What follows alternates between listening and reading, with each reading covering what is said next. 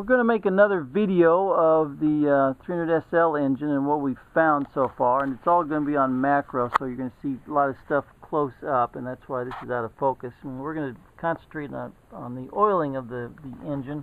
One of the first things we found was this pipe right here, crimped and beat up, and then we pulled the engine apart. This is a congealed blob of oil that came out. We're not quite sure how we got congealed or why, but it was not supposed to be like that. And we're going to move over to, how about the mains and rods right now? You can tell them what you see there, Steve. Well, it's gray. It's impregnated with physically impregnated with lots of dirt, and you can see this area here in the middle. Obviously the crankshaft has had a high coefficient of friction with the bearing, and it's kind of shined things up where it's been rubbing, and it's dull and dirty where it's been starved for lubrication and has been grinding. That was a main bearing. This is a rod bearing. Right, and it's a similar kind of deal. You can see a little glitter in it, which is embedded bearing material and trash and dirt that because the bearing material is so soft, it's just picked it up in it.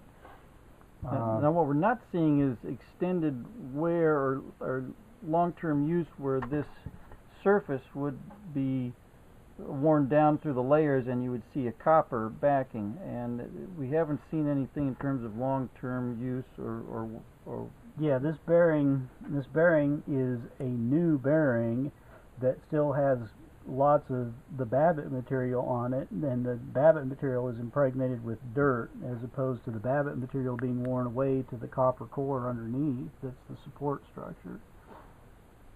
So, and then that goes along with our main bearing and our connecting rod.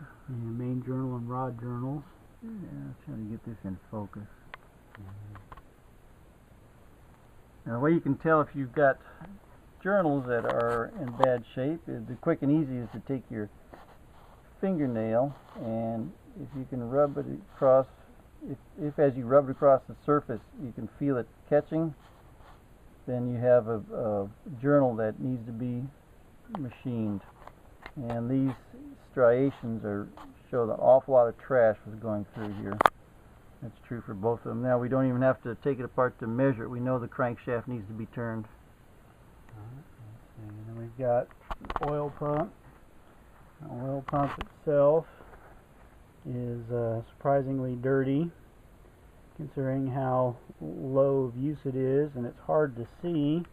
And with some additional light, you can see inside a little bit the gears and the discoloration and the wear on the gear faces that shows how they're kind of pock-marked, and there's been a lot of debris that has been pumped through this pump.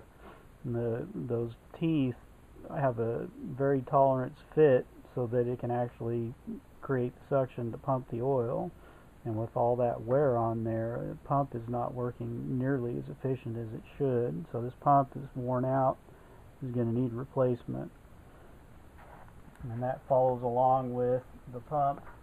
The pressure pump on the front of the engine has been taken apart, and you can see the concentric circles here where the pump gear has been running against. This is should be a sealing surface to the gear teeth, and there's been so much trash gone through that it's actually worn that down, cut that down.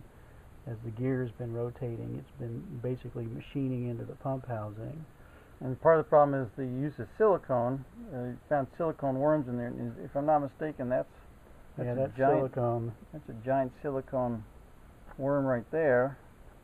And the stuff that you see peeling off on the outside, well, it peels off on the inside, just like that. Just like you're peeling it off of your inside your shower when it doesn't stick very well.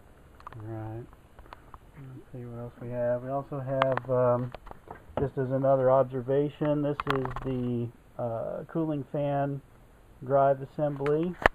And if we look right in here, we can see it has a couple millimeters of end play in the shaft, which means that the bearings in this are worn out. This is going to need to be rebuilt and serviced. And it's supposed to hold oil in there, 90 weight oil, so it's obviously didn't have any lube in there. And we have a similar kind of issue on our generator. If we watch here, we can see that the shaft has substantial end play and also has some side-to-side slop, which means that the bearings in the generator are worn out and are going to require replacement. And the front crank seal. That's funky. We don't know what's in there, but it's funky. Yeah, when we took it apart and we looked at it, we can see, I don't know if that's congealed louver plate or exactly what that is, but it's... You can see it on the outside. Now this is, see if there's any portion. This is kind of what it should look like with nothing there. I mean, that's just normal rubber. Right. And then you can see it come around. You got this crap here, and it's also down inside here. Yeah, between the primary sealing lip and the dust seal, this channel normally would be filled with grease, and it has the same material in there. And this is also a very loose fit on the crank hub, which means that seal probably wasn't sealing very well either. Oh yeah, you found stuff here on this thing. Yeah, this is the distributor drive. The oil pump is driven down here at the bottom. Let's see.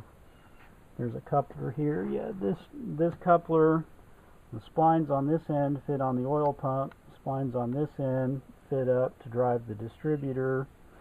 And this gear drives the tachometer and all that kind of stuff. And when we took this apart, we found, I'm not even sure what this is, it's hard and crunchy, that was all over this, embedded in here. And this should be spotlessly clean because this is inside the engine. This is where the actual distributor itself is driven, the tang on it, and so this is inside the engine, and this has all this dirt, and I don't even know what that stuff is, but that should be scrupulously clean. Yeah, it's flooded with oil. It should have a nice, it should be very clean, just with fresh oil going across it at all times. Oh, that's right. Also, some of the, let's see, we did the stripped out. Right, and the wear on the cam lobes and that kind of stuff. So we got the pitting on the rocker shaft. So we also had an interesting amount, when we took the damper apart, an interesting amount of rust and buildup inside here, which is basically a contained area that should be, once the engine's put together, that should be sealed from the outside elements. So we're not quite sure how all that dirt and stuff managed to get in there. But